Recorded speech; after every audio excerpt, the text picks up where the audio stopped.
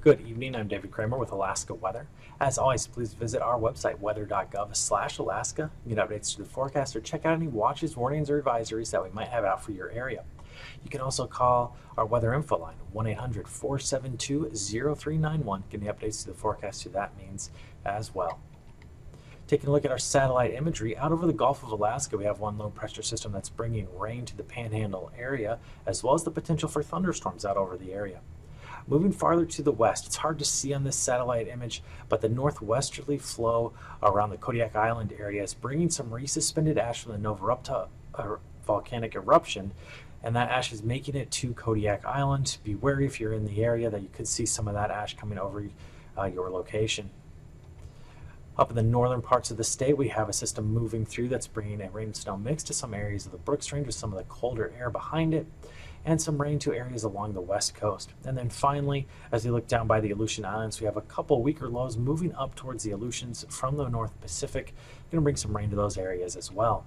Taking a look at the imagery for today, we do have that rain making it closer towards the central and western Aleutian Islands. However, the bulk of the heavier precipitation is yet to make it there. Some ridging out over the eastern and central Bering Sea, as well as over the eastern Aleutian Islands, and extending some of that ridging out over the southern portions of the mainland. We also have some rain extending from the YK Delta area up the west coast and into the Arctic coast as well, with some areas mixed with snow on the Brooks Range and in the northwest coastline.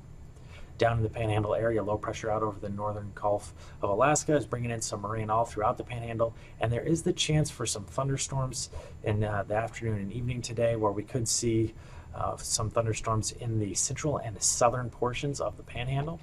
However, as we move into tonight, that should clear up, and our low is going to start to move more in the eastern portions of the Gulf, bringing some rain continuing from much of the Panhandle area. Out over mainland Alaska, high pressure out of the southern portions of the mainland, keeping areas around south central fairly dry, but we are going to see some rain in the interior, especially as we get out in the western portions of the interior out by the Seward Peninsula area as well. Starting to get a little bit colder as we get to the central interior, mix of rain and snow expected there. More snow as we get up into the Brooks Range, and then in the eastern portions of the Arctic coast, we're going to see a mix of rain and snow.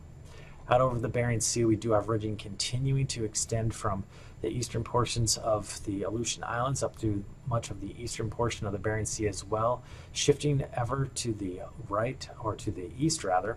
And then we have some rain coming into the central and western Aleutian Islands from systems coming in from the North Pacific. We can start to see that occluded front making it closer towards the central Aleutians. As we look into Sunday, that low is going to make it over the central Aleutian Islands, bringing rain now into the eastern Aleutians as well as the central Aleutians.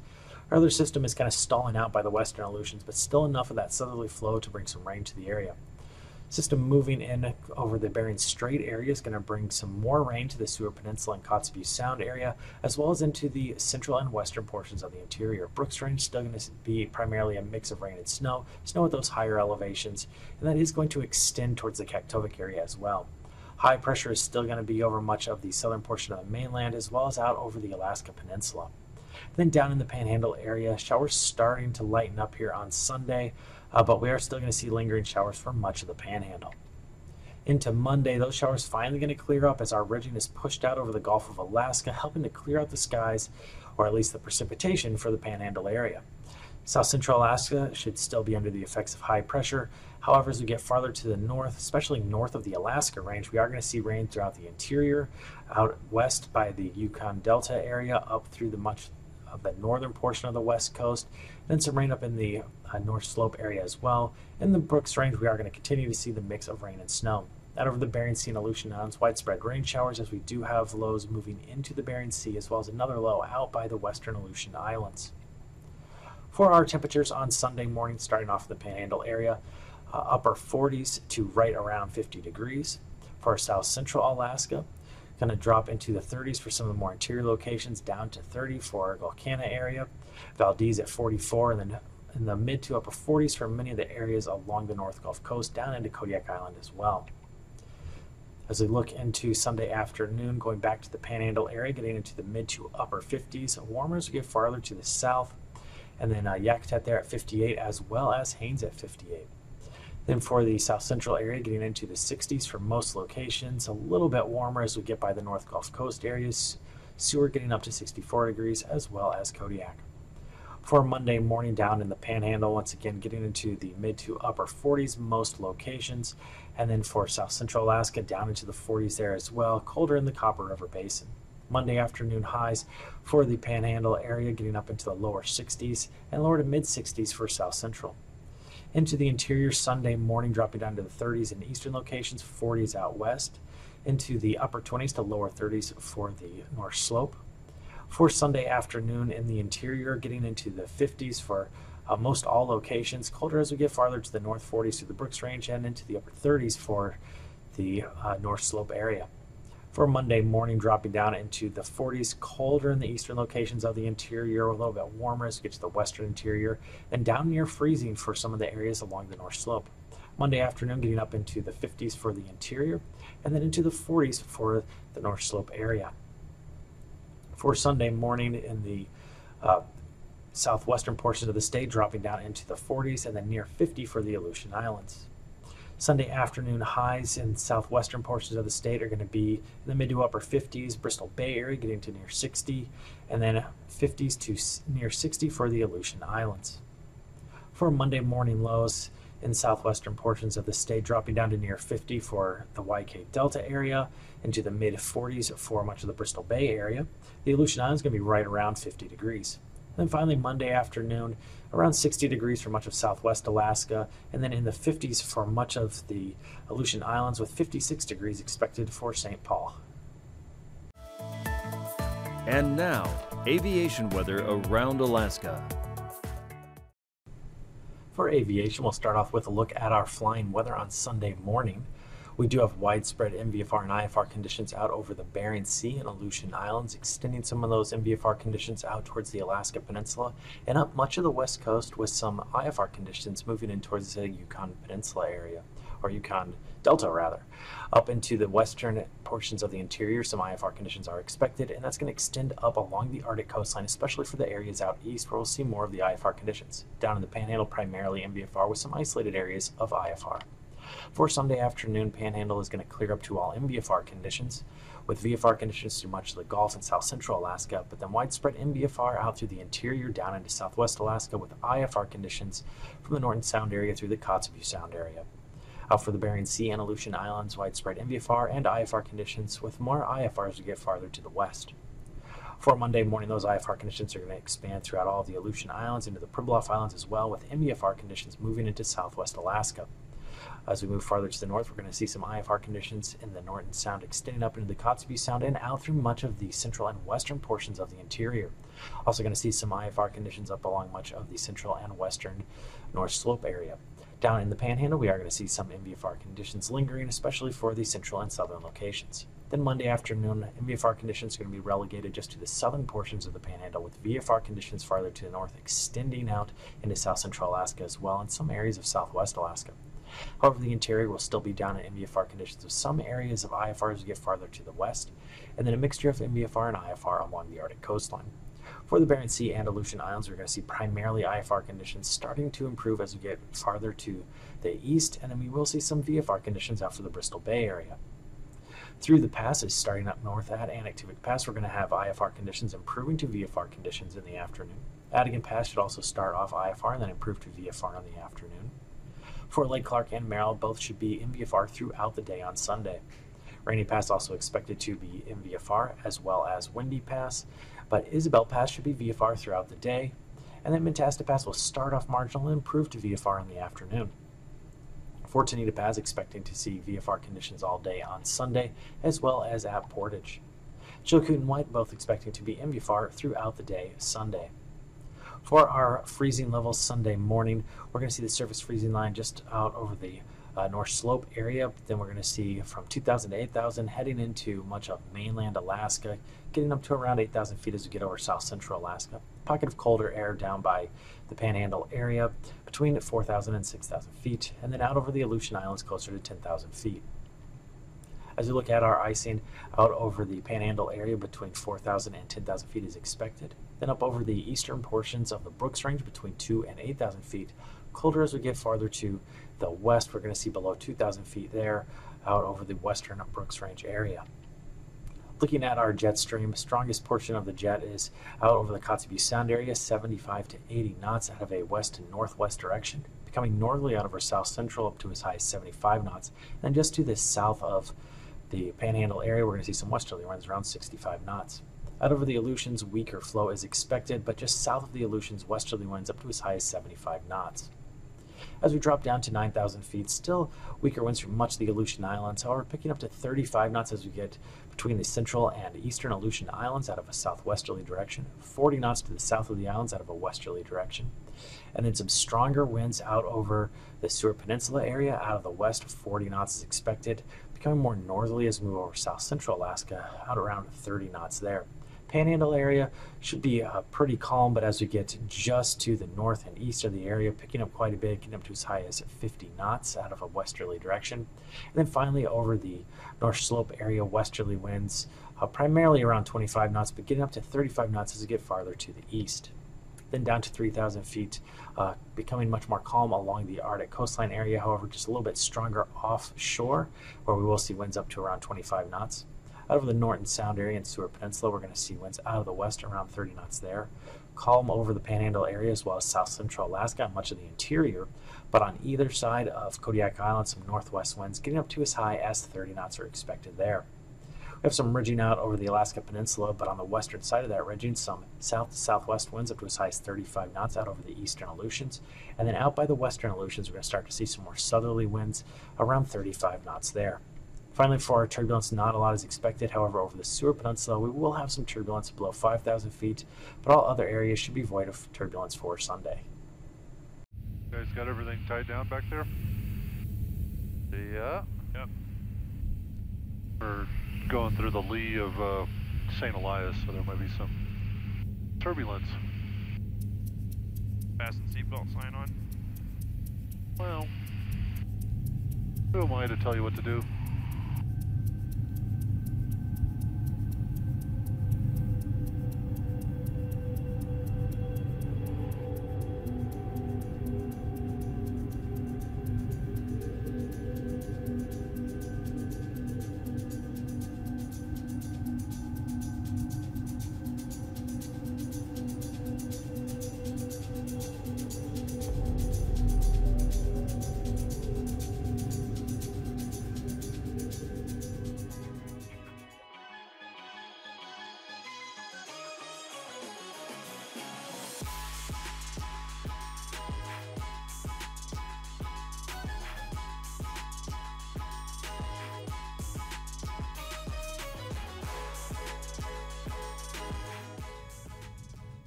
There are tens of thousands of glaciers in Alaska.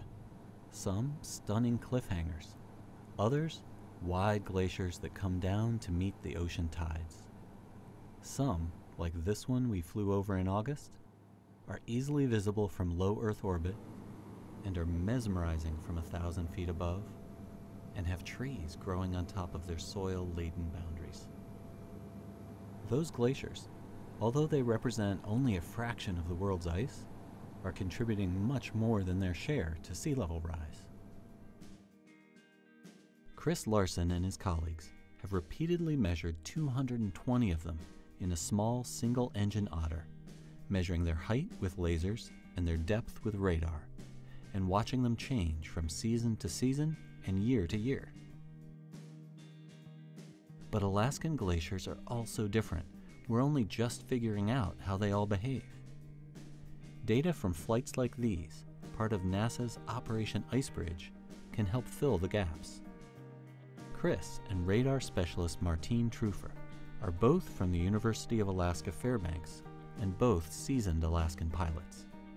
But they rely on their good friend and legendary bush pilot Paul Kloss and his 35,000 hours in the cockpit to fly the incredibly demanding flight lines the mission requires. And does it help you guys being pilots too? I would like to think so, but watching Paul fly and seeing what he does, it's kind of like trying to learn quantum mechanics in kindergarten. You know, I can fly my airplane around, but just seeing what Paul does in this extremely challenging environment in the mountains while trying to follow a specific flight line at a specific altitude above ground, negotiating winds, topography, maybe occasional low-level clouds that you have to get around, and just managing all that is just several levels above what I could do as a pilot. Well, I think the first time I came here to this park, I was probably 4 years old with my father. I've been blessed to be able to fly in lots of places in the world, all over the place actually, almost every continent. I guess I'm always looking for some place that might be better than this, but I haven't found it. Paul's plane is about 60 years old and is the first single-engine otter ever retrofitted with a 1,000 horsepower engine, which makes takeoffs feel effortless and gives Paul the ability to negotiate wild terrain, which he certainly did during the first 2 incredible science flights of this campaign. And with sunny skies and relatively calm air, we covered 3 vastly different pieces of ice. While Paul fueled up the plane, Chris gave us a preview of the day's science and scenery. So it has one of the greatest coastal reliefs anywhere in the world. So it's between the ocean and the summit of Mount St. Elias, which is 18,008 feet high. It's less than 10 miles. There's a stupendous amount of mountain right off the ocean. It's hard to beat it anywhere in the world. It might be the prettiest for me. It's absolutely stunning. From here in McCarthy, we'll cross one of the bigger precipitation gradients in Alaska too. Here it's about 10 inches of precipitation a year, and we'll go over to an area where it's on the order of 200 inches per year. So it's from one of the driest parts of Alaska to one of the wettest parts of Alaska in about 45 minutes flight time. Whoa, that's pretty good. That's awesome. You want to do Tyndall next? Sure, where you want? If the winds are calm now, might as well grab it. First, we came to the rugged landscape of Icy Bay, which not that long ago wasn't a bay at all. It was filled with ice. Tidewater glaciers in this region can make dramatic advances and retreats as they feed on high rates of snowfall and then retreat as they're melted by warm ocean waters. Like the Tyndall Glacier seen here, most of these glaciers have retreated dramatically over the last 100 years. But nearby Yahtzee Glacier, after years of retreat, is currently the most rapidly advancing glacier in Alaska. Overall, though, the Icebridge Alaska surveys, from the Denali region in the north to the Juneau ice field in the southeast, have documented pretty substantial thinning of glacial ice. Areas seen here in orange and red show between about 10 and 15 feet of thinning per year. 1,200. It's a nice waterfall up there from the hanging ice. When we very first started profiling this, Paul, this gravel fan in the one in the valley next to it didn't exist. Yeah, I was going to say, look at all the good landing spots here. Yeah, There's no place to land here before. no, it was deep water. After covering several of Icy Bay's glaciers, given that it was time for lunch, just like that, we landed in this unforgettable spot.